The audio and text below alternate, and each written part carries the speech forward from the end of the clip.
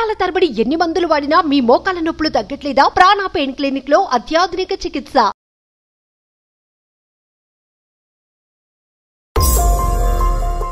Please నువ్వు నా life ని డిస్టర్బ్ చేయకు అని నా కాళ్ళు పట్టుకుంది మేడం. కానీ నేను అలా ఈగోతో ఏం చేయలేదు సార్.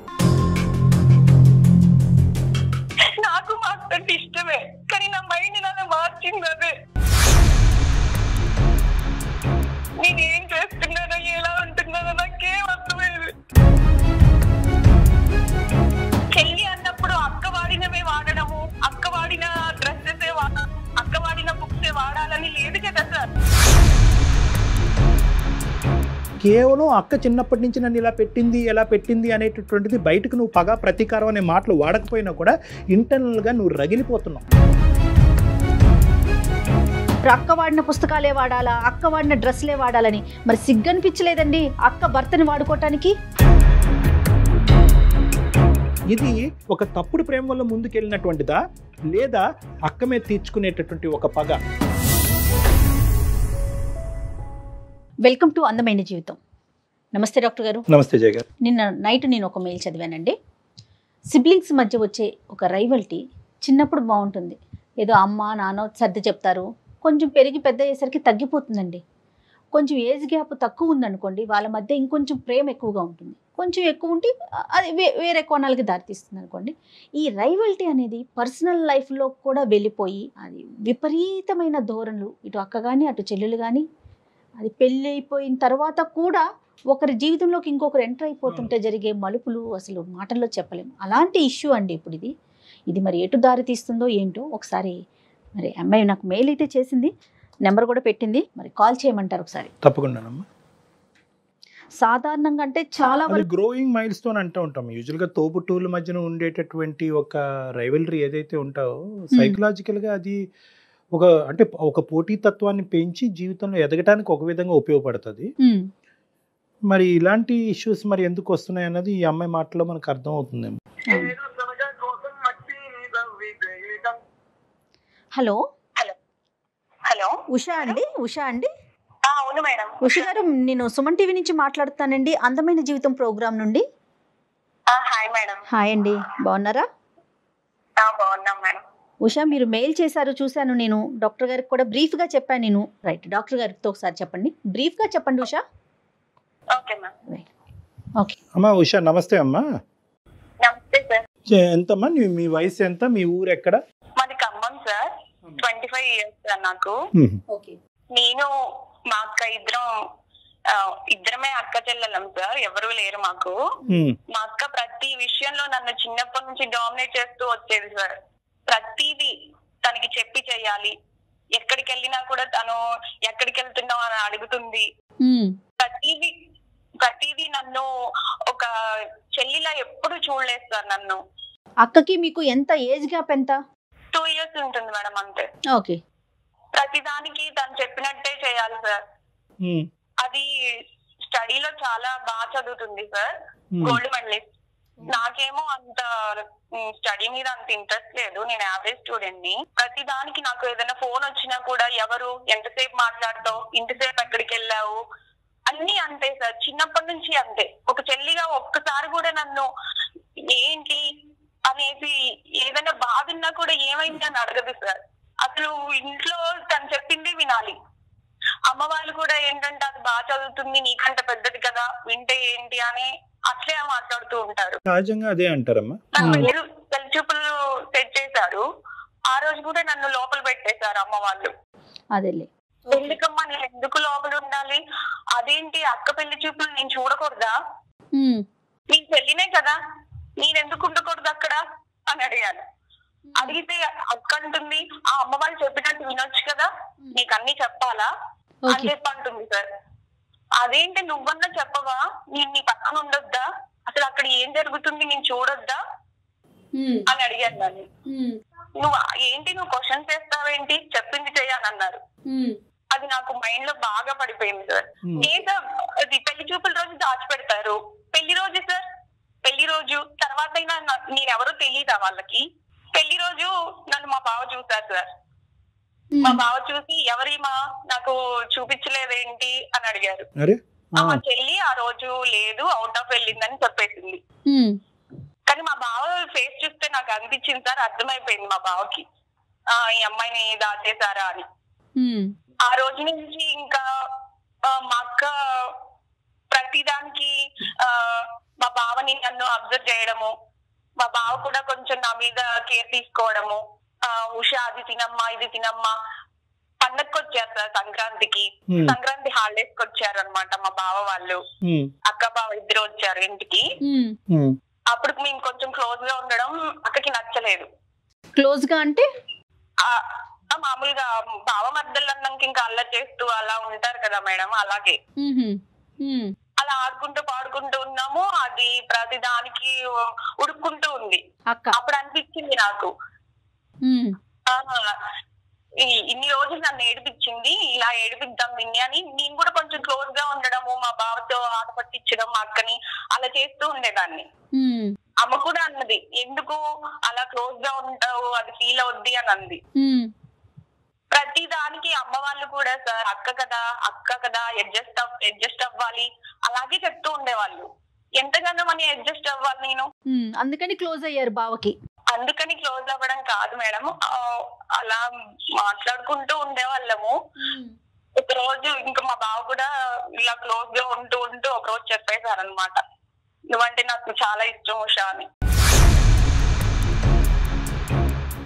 నాకు కూడా నేను అలా ఉంటూ మా బావ అంటే ఇష్టం పెరిగిపోయింది మేడం. మా అక్క ఒకసారి మేమిద్దరం క్లోజ్ గా డీప్ గా ఉండడం చూసేసింది. ఏంటమ్మా? నేను ఇంకా ఆ రోజు నుంచి మా అక్కకి మొహం చూపించుకోలేకపోయాను సార్. మీరు అంత డీప్ గా ఎట్లా క్లోజ్ అయిపోయారు? యాక్చువల్లీ నేను అక్క వాళ్ళ ఇంటికి 2-3 సార్లు వెళ్ళాను. మేమిద్దరం అలా ఉండడం చూసి అది బాగా ఉడుక్కునేది మ్యామ్. నేను కూడా అలాగే ఉండాలి, ఇది నన్ను చిన్నప్పటి నుంచి ఎంత టార్చర్ పెట్టింది, నేను ఉండాలి అని అలాగే మామూలుగానే ఉన్నాను నేను. కానీ ఇట్లా నాకు తెలియకుండానే మేమిద్దరం క్లోజ్ అయిపోయాం మ్యామ్. ఒక రోజు నాకు ఎగ్జామ్ ఉంది, వెళ్ళాను అనమాట. నేను తెలియకుండా ఎలా క్లోజ్ అయిపోతారులే అమ్మా. సరే చెప్పండి. ఈగోతో కాదు సార్, మామూలుగానే మేము. అది కాదమ్మా పాయింట్. వెళ్ళాము, వెళ్ళిన తర్వాత అక్కడ మేమిద్దరం అలా ఉండడం మా అక్క చూసేసింది. ఆ రోజు నుంచి నేను మా అక్కకి మొహం చూపించుకోలేకపోయాను సార్ అసలు. ఓకే. ఒక రోజు మా అక్క వచ్చి బాగా ఏడ్ చేసింది, ఉషా ప్లీజ్ నువ్వు నా లైఫ్ ని డిస్టర్బ్ చేయకు అని నా కాళ్ళు పట్టుకుంది మేడం. కానీ నేను అలా ఈగోతో ఏం చేయలేదు సార్. నాకు మా అక్క ఇష్టమే, కానీ నా మైండ్ అలా మార్చింది అదే.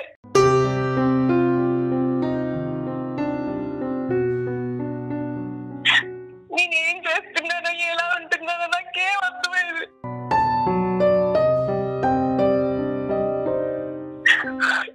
చిన్నప్పటి నుంచి అంతే సార్, అది చేయడం వల్ల నేను ఇలా తయారయ్యేమో అనిపిస్తుంది. కానీ ప్రతి దానికి మా అక్క నన్ను టార్చర్ చేసింది. సరే కానీ నేను మొన్న మా అక్క అలా వచ్చి అడిగేసరికి నేనేంటి ఇలా చేశాను, నేను ఇలా చేయకుండా ఉండాల్సింది అని అనిపించింది. ఇప్పుడేమో మా బాబాయ్ బాగా అడిక్ట్ అయిపోయాడు.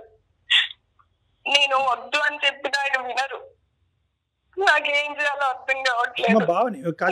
నేను సారీ చెప్పాల్సి వస్తే చెప్తాను. ఉషా ఇది సారీ చెప్తే పోయే బాధ కాదమ్మా. Point number 1. పాయింట్ నెంబర్ 2, ఇప్పుడు బావని కంప్లీట్గా తీసి పక్కన పెట్టు. బావ ఇష్యూ కాదు ఇక్కడ. The issue is between 2 sisters. ఒక పరాయి స్త్రీ బయట స్త్రీకే ఇటువంటి అన్యాయం జరిగితే తట్టుకోలేనప్పుడు సొంత అక్కకి వెన్నుపోటు పడటం అంటారు. ఇక్కడ నువ్వు ఏడుస్తున్నావు, అబ్బాయి ఏడవద్దమ్మా అనే మాట అనాలని అనిపిస్తుంది. కానీ నీకు సానుభూతి చూపిస్తే కనుక నీ తప్పుని క్షమించి నిన్ను ఇంకా ముందుకు పంపించే వాళ్ళం అవుతామేమో అనే భయంతో నీకు సానుభూతి చూపెట్టడానికి ఇక్కడ వీలు పడదని చెప్తున్నాను నేను. We can't sympathise with you. నీకు సింపతి చూపెట్టడం అనేది ఇక్కడ సొల్యూషన్ కాదు. ఇంకా ఇంకొక విషయం ఏంటంటే కళ్యాణ్ గారు, పెళ్లి చూపులప్పుడు చాలా సహజం అండి మన కల్చర్లో చిన్న పిల్లల్ని పెళ్లి చూపుల్లో ముందుకు రానివ్వరు. అది చాలా సహజంగా జరిగిపోయే ఒక ఇష్యూ. దాన్ని భూతద్దంలో పెట్టి చూసుకోవాల్సినంత అవసరం లేదు ఉషా. ఉషా ఇక్కడ ఏంటంటేనమ్మా, బహుశా నీకెవరు కూడా అక్క చెల్లెల మధ్యన కానీ అన్నాదమ్ముల మధ్యన ఉండేటటువంటి వైర్యం ఏదైతే ఉందో అది ఒక సహజ సిద్ధమైనటువంటి వైర్యం, అది శత్రుత్వం కాదు. It's a growing mile stone అంటూ ఉంటారు సైకాలజీలో. అలా ఎదగటం అది ఓకే సార్, కానీ చెల్లి అన్నప్పుడు అక్క వాడినవే వాడడము, అక్క వాడిన డ్రెస్సెస్ అక్క వాడిన బుక్స్ వాడాలని లేదు కదా సార్. చెల్లికంటూ ఉంటది కదా. కరెక్ట్. ఇవన్నీ నెగిటివ్ పాయింట్స్ అమ్మా. కానీ అక్క నీ మీద చూపెట్టేటటువంటి ఒక ఆధిపత్యం వల్ల అవనియండి, లేదంటే ఒక పెద్దరికం అవనియండి, ఏదన్నా అవనియండి, అది ఎప్పుడైనా నీకు జీవితంలో ఉపయోగపడింది అని నీకు అనిపించిందమ్మా? నీకు కొద్దిగా సొసైటీలో నీకు అంటూ ఒక కంట్రోల్ వచ్చింది, లేదంటే నేను ఈ తప్పు చేసి ఉండేవాడిని, మా అక్క ఆపకపోతే కనుక నేను ఇలా అయ్యి ఉండేదాన్ని, కొద్దో గొప్ప మా అక్క కంట్రోల్ పెట్టడం వల్ల సమాజంలో నాకంటూ ఒక సెల్ఫ్ కంట్రోల్ వచ్చింది, ఇష్టం నేను చదువు మీద ఒక ఇష్టం అనేటటువంటిది ఏర్పడింది, అడ్వాంటేజ్ పాయింట్స్ ఏమీ లేవమ్మా? చెల్లిలాగా ఎప్పుడు చూడదు సార్, అన్నిటికీ స్ట్రిక్ట్ గానే చేస్తుంది. ఇప్పుడు కూడా నాకు దాని మీద ఇష్టంతో సార్, ఇప్పుడు కూడా నాకేమనిపిస్తుంది అంటే దాని లైఫ్ కోసం నన్ను బతిమలాడుతుందేమో అని అనిపిస్తుంది సార్. నేను సాక్రిఫైసెస్ చేశాను సార్ మా అక్క కోసం, కానీ నాకేం చేయలేదు. కానీ అక్క నా ముందు అలా అడిగేసరికి నేను భరించలేకపోయాను సార్. నేను చేసింది తప్పే, నేను ఒప్పుకుంటున్నాను, ఏం చేయాలో కూడా అర్థం కావట్లేదు. అర్థం అవుదమ్మా, ఎందుకంటే అర్థం కానటువంటి పొజిషన్ నీ జీవితాన్ని నువ్వు పట్టుకెళ్ళిపోయావు. అక్క జీవితాన్ని, నీ జీవితాన్ని, మీ బావ జీవితాన్ని, మొత్తం అందరి భవిష్యత్తుని మొత్తం అందరినీ కూడా ఒక తెలియనటువంటి ఒక ప్రాంతానికి తీసుకెళ్ళిపోయాను. నేను అడిగేది ఒకటేనమ్మా, ఇక్కడ నీ సబ్ కాన్షియస్ మైండ్లో అక్క మీద నాకు వైర్యం లేదండి, అక్క మీద పగ తీర్చుకునేటటువంటి ఉద్దేశం నాకు లేదు అని అంటూనే నువ్వు అందులో ముందుకెళ్ళావు. ఎప్పుడైతే కనుక అక్కని ఎదురుగుంటా నిలబడి నీ ఏడ్చిందో, తన జీవితం గురించి బతిమాలుకుందో, అప్పుడు వరకు నువ్వు చేసినటువంటి తప్పు నీకు గుర్తుకు రాలేదు. ఒక అక్క భర్తతో నేను తప్పుగా ప్రవర్తిస్తున్నాను అనేటటువంటి అంశం అక్క వచ్చి ఏడ్చేంత వరకు తెలియదమ్మా. అక్క మీద మీరు కోపాన్ని, తన మీద ఉన్న ఆక్రోశాన్ని మొత్తం తీర్చుకుంటున్నారు. మరి మీ జీవితం ఏమవుతుంది ఉషా, ఆలోచించారా? అదే మేడం, నేను ఆలోచించలేకపోయాను. అది ఏడ్చే వరకు మీరు చెప్పింది నిజమే సార్, నాకు అది ఏడ్చే వరకు కూడా నేను ఏం చేస్తున్నానో నాకు అర్థం కాలేదు. ఇప్పటికి కూడా నేను చేసిన తప్పే సార్, నేను ఒప్పుకుంటున్నాను. నాకు అర్థం కాకే మీకు పెట్టుకున్నాను. నేను ఈ విషయాన్ని ఎప్పటికీ చెప్పుకోలేను సార్. ఒక ఫస్ట్ స్టాండర్డ్ పిల్లోడు కూడా ఇది తప్పని చెప్తాడమ్మా. దీనికి ఒక సైకాట్రిస్ట్ ఎవరు అక్కర్లేదు, దీనికి అందరూ తప్పే ఇది. కానీ ఏంటంటే ఇక్కడ నేను కొద్దిగా ఇక్కడ ముందుకు మనం ఏ విధంగా ముందుకు ప్రయాణిస్తున్నాము అనేది మనం అర్థం చేసుకోవాలి అంటే కనుక ఇక్కడ జరిగినటువంటి కొన్ని అంశాలు మనం ఇక్కడ జాగ్రత్తగా అర్థం చేసుకోవాలి. ఇక్కడ ఏంటంటే అక్క నన్ను ఇలా హింస పెట్టింది, బాధ పెట్టింది అంటే కనుక పాయింట్ నెంబర్ 1 నేనేమంటున్నానంటే, అక్కకి ఖచ్చితంగా నీ మీద ఓకే, నువ్వు ముందు ఈ విధంగా అందంగా ఉన్నావునో, లేదంటే ఎక్స్ట్రా కరికులర్ యాక్టివిటీస్లో ముందున్నావో నోనో, ఇలాంటి రకరకాల అంశాల వల్ల తనకి ఒక ఈర్ష్య అనేది ఉండుండొచ్చు. రెండోది ఏంటంటే, నాకు ఇప్పటికీ కూడా భయం కలిగించేది, చాలా భయం కలిగించే ఒక అంశం ఏంటంటే, మీరిద్దరూ ఒక కాంప్రమైజ్డ్ సిచ్యువేషన్లో ఉన్నటువంటి సన్నివేశాన్ని అక్క చూడకపోతే కనుక ఈ ఇష్యూ ఎక్కడి వరకు వెళ్ళి ఉండేది, నెంబర్ 1. నెంబర్ 2, మీ అక్క వచ్చి నీ కాళ్ళ మీద పడి ఏడవకుండా ఉండేటటువంటి పరిస్థితి ఏర్పడి ఉండేది కనుక ఈరోజు నువ్వు కంటతడి పెట్టుకునేదానివా, మాకు ఫోన్ చేసి ఉండేదానివా? అంటే నీకెంత డిలేడ్ రెస్పాన్స్ ఏర్పడింది. కేవలం అక్క చిన్నప్పటి నుంచి నన్ను ఇలా పెట్టింది, ఎలా పెట్టింది అనేటటువంటిది బయటకు నువ్వు పగ ప్రతీకారం అనే మాటలు వాడకపోయినా కూడా ఇంటర్నల్గా నువ్వు రగిలిపోతున్నావు. ఆ ఇంటర్నల్గా రగిలిపోయేటటువంటి మనస్తత్వం ఈరోజు ఒక గెలుపు కింద నువ్వు భావిస్తున్నావు అనమాట. మీ అక్క భర్త మీద నువ్వు సాధించినటువంటి ఒక ప్రేమాయణం ఏదైతే ఉందో అది నువ్వు సబ్కాన్షియస్గా ఒక గెలుపుగా భావిస్తున్నావు. నాకు నీ దగ్గర ఉన్న ఒక సూటైన ప్రశ్న ఒకే ఒకటి, ఇది ఒక తప్పుడు ప్రేమ వల్ల ముందుకెళ్ళినటువంటిదా, లేదా అక్క మీద తీర్చుకునేటటువంటి ఒక పగ? లేదు సార్, లేదు. మా బావతో నాకు కూడా కొంచెం ఇష్టం ఏర్పడింది సార్. మా అక్క మీద ఈగో వల్లనే కాదు, మా బావ అంటే నాకు కూడా ఇష్టం. కానీ ఖచ్చితంగా అక్క మీద గెలుపు పొందుతున్నాను అనే భావం మొదలైన తర్వాత ప్రేమ మొదలైంది అన్నది నా ఆలోచనమ్మా. Yes or no? నువ్వు ఫస్ట్ నీ మాటల్లోనే నువ్వు అన్నావు, నేను గెలుపొందినట్టుగా నేను ఫీల్ అయ్యాను, నువ్వు ఆట పట్టిస్తున్నట్టుగా ఫీల్ అయ్యాను. ఫస్ట్ ఆట అన్నావు, తర్వాత అది కాస్త తప్పు కాస్త నేరం కింద మారిపోయింది. మళ్ళీ నువ్వేదో త్యాగం చేసినట్టు చెప్తున్నారు ఉషా మీరు. ప్లస్ ఫస్ట్లోనే ఒక మాట చెప్పారు, అక్క వాడిన పుస్తకాలే వాడాలా, అక్క వాడిన డ్రెస్లే వాడాలని. మరి సిగ్గనిపించలేదండి అక్క భర్తని వాడుకోవటానికి? సారీ ఉషా, ఇట్లా అంటున్నందుకు తప్పుగా అనుకోవద్దు. నన్ను అలా మారిపోయింది మేడం. ఏంటమ్మా? అమ్మ వాళ్ళు కూడా అక్క చెప్పిందే వినాలి, అక్క చేసిందే చెయ్యాలి రైట్, కరెక్ట్ అమ్మా. ఇప్పుడు అమ్మ ఒకటి ఇక్కడ Usha, I think you're getting confused between two very big concepts. ఇక్కడ ఏంటంటే అక్క బాధ్యతగా ఉంది, అక్క పెద్దరికం వహిస్తుంది, అక్క బట్టలు వేసుకోవాలి, అక్క పెన్సిల్ వాడాలి, అక్క రబ్బర్తో చెరపాలి అనేటటువంటి అంశం వేరో, కాబట్టి ఇలా చేశారు కాబట్టి అక్క భర్తను నేను వాడుకుంటే తప్పేంటి అనేటటువంటి ఆలోచనకి ఈ రెండింటికి నక్కి నాగలోకానికి ఉన్నంత తేడా ఉందమ్మా. 100కి 90 ఇళ్లలో ఇది ఉంటుంది. అన్నయ్య తమ్ముడు కరెక్ట్గా ఉండాలనే ఆలోచనతో తమ్ముడి మీద ఆజమాయిషి చలాయిస్తాడు. ఒక పేరెంటల్ రోల్ అనేటటువంటిది ఒక అన్నయ్య తమ్ముడి మీద చూపెడతాడు, ఒక అక్క చెల్లి మీద చూపెడతాది. ఇప్పుడు నా జీవితం ఏమవుతుంది, రేపొద్దున నాకు అసలు పెళ్లి అవుతుందా, నేను ఎట్లా, అంత ఆలోచన ఉండదా, మెచ్యూరిటీ లెవెల్స్ ఉండవా? అంటే ఆ కోపంలో ఏదైనా చేసేస్తారంటారా? ఈ అమ్మాయి జీవితం గురించి ఆలోచించడం అన్న సెకండరీ అమ్మ. But she has no right to take away the life of our sister. వాళ్ళ అక్క జీవితాన్ని పాడు చేసేటటువంటి రైట్ దీనికి లేదు. ఆ మాంత్రికుడు, సారీ మీ సో కాల్డ్ మీ అక్క భర్తని మాంత్రికుడు అంటున్నాను, ఎందుకంటే కనుక ఈ మొత్తం అంశంలో పెళ్ళి అయిన దగ్గర నుంచి పెళ్లి పేట్ల మీద కూర్చుంటూ కూడా నా వైపే చూశాడు అనేటటువంటి ఒకడు అసలు ఎంత పాపం పని చేస్తాడమో. నువ్వు తప్పు చేస్తే కనుక అతను నేరం చేస్తున్నాడు, డబుల్ స్టాండర్డ్స్ చూపెడుతున్నాడు. అక్కతో పాటు చెల్లిని కూడా వాడుకోవచ్చు అనే ఆలోచనతో మొదటి నుంచి ఉంది అతనికి. నీకు మొదటి నుంచి లేదు ఈ ఐడియా. అతను పెళ్లిపేట్ల మీద కూర్చున్నప్పటి నుంచి అక్కతో పాటు బై 1 get 1 ఫ్రీ అన్నట్టుగా అతను ముందుకు వెళ్ళాడు. ఇక్కడ అందులో డౌటే లేదమ్మా. నన్ను రూమ్ లో పెట్టి అలా ఉంచకుండా ఉంటే అలా అవ్వేది కాదేమో సార్. అదే మాట చెప్తుంది తను, పెళ్లి చూపుల విషయాన్ని తీసుకొస్తోంది. అంటే అయితే ఏంటమ్మా, తర్వాత ఎప్పుడన్నా ఒక 5 సంవత్సరాల తర్వాత నిన్ను చూపెడితే అప్పుడు కూడా నీతో ప్రేమైన మొదలు పెడతాడా? అది కాదు సార్. లేదమ్మా, లేదు. నువ్వు చేసిన తప్పుని సమర్థించుకుంటున్నావు ఉషా. లేదు మేడం, నేను తప్పని ఒప్పుకుంటున్నాను, కానీ నాకు నేను అలా చేయడానికి కారణం అయితే నా మైండ్ సెట్ మేడం. నా మైండ్ అలా మారిపోయింది మాత్రం అక్క వల్లే. రైట్, ఇప్పుడు యూ టర్న్ తీసుకుంటావా? ఇప్పుడు నువ్వు చేసిన సమాధానం చెప్పాలో నాకు అర్థం కావట్లేదు. ఎలా ఫేస్ చేయాలో నాకు అసలు అర్థం అవ్వట్లేదు. తల్లి, ఇప్పుడు ఏడవటంలో ఏమీ లాభం లేదు. నేను ఇందాక కూడా చెప్పాను, ఇటువంటి అంశాల దగ్గర మేము సానుభూతి చూపెట్టడం కష్టం, ఎందుకంటే నువ్వు చాలా తప్పు అనే ఉచ్చులో ఉన్నావు. నేను ఒకటే చెప్తున్నాను నీకు, ఇప్పటికైనా జరిగింది. ఇప్పటికి యూటర్న్ తీసుకుని నీ తప్పుని తెలుసుకుని క్షమాపణ అడిగి వెనుజరగలవా? Can you come back? నేను ఓకే సార్, కానీ మా బావ. ఎవరమ్మా మీ బావ? మీ బావే పెద్ద మాంత్రికుడమ్మా. మీ బావే నేరస్తుడు. ఇక్కడ మీ బావ తప్పుదోవలో వెళ్తూ ఉంటే కనుక అతన్ని చూసి జాలి పడతావేంటమ్మా? అతని దయాదాక్షిణ్యాల మీద మీ జీవితాన్ని నిలబెట్టకూడదు. నువ్వు గట్టిగా చెప్పాలి. కాదమ్మా, మీ బావకి మీ అక్కనిచ్చి పెళ్లి చేశారా లేకుంటే ఇంకొకటా? మరి ఏం ఉషా?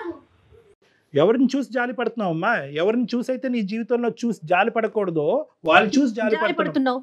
ఇంకా నీ వైపు తప్పుగా ప్రవర్తిస్తే చెప్పాల్సింది పోయి నువ్వు ఎంకరేజ్ చేసి మళ్ళీ ఇప్పుడు పాపం బావ అంటున్నావు. పాపం అక్క అనేది మాట్లాడట్లేదు నువ్వు.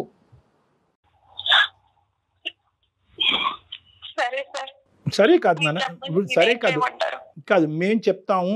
ఒక్కటి నువ్వు జాగ్రత్తగా ఆలోచించుకో ఉషా.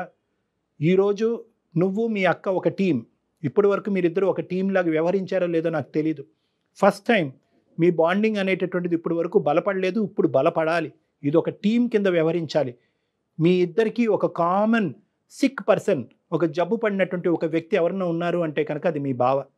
సో ఆ జబ్బును వదిలించాలి, ఆ జబ్బునికి ట్రీట్మెంట్ ఇవ్వాలి. ఇది ఒక జబ్బు, ఇదేదో ఒక వ్యామోహమో ఒక ప్రేమో ఇలాంటి పదాలు వాడకండి. అతను ఇద్దరితో ఆడుకుంటున్నాడు, ఇద్దరి జీవితాలతో ఆడుకుంటున్నాడు. ఇది ఇంకా కుటుంబాల మధ్య తెలియదు.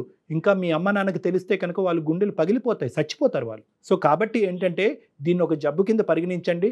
ఇప్పటి వరకు లేనటువంటి మీ బంధం ఇప్పటి నుంచి బలపరుచుకోండి.